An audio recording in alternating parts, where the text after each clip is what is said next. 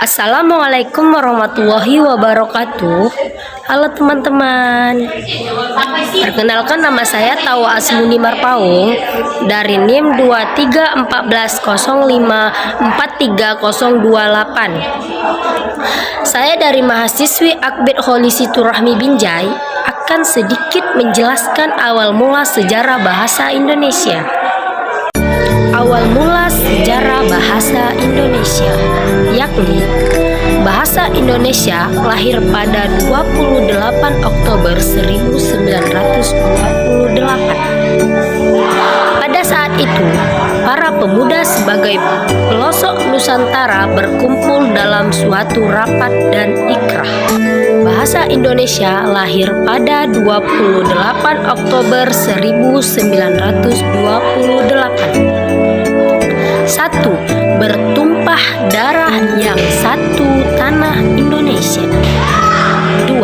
Berbangsa yang satu bangsa Indonesia. 3. Menjunjung bahasa persatuan bangsa Indonesia. Ikrah pada pemuda ini dikenal dengan nama Sumpah Pemuda. Unsur yang ketiga dari Sumpah Pemuda merupakan pernyataan tekad bahwa bahasa Indonesia merupakan bahasa persatuan bangsa Indonesia. Pada tahun 1928, bangsa Indonesia dikukuhkan kedudukannya sebagai bahasa Indonesia. Bahasa Indonesia lalu dinyatakan kedudukannya sebagai bahasa negara pada tanggal 18 Agustus 1945. Karena pada saat itu Undang-Undang Dasar 1945 disahkan sebagai Undang-Undang Dasar Negara Republik Indonesia. Dalam Undang-Undang Dasar 1945 pasal 36 disebut bahwa bahasa negara ialah bahasa Indonesia.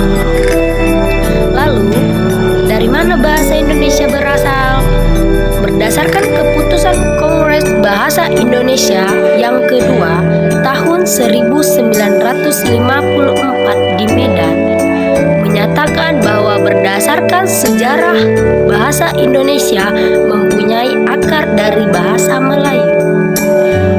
Bahasa Indonesia tumbuh dan berkembang dari bahasa Melayu yang sudah dipergunakan sebagai bahasa penghubung bukan hanya di Kepulauan Nusantara, melainkan hampir di seluruh Asia Tenggara. Perkembangan bahasa Melayu di wilayah Nusantara mempengaruhi dan mendorong tumbuhnya rasa persaudaraan dan persatuan bangsa Indonesia.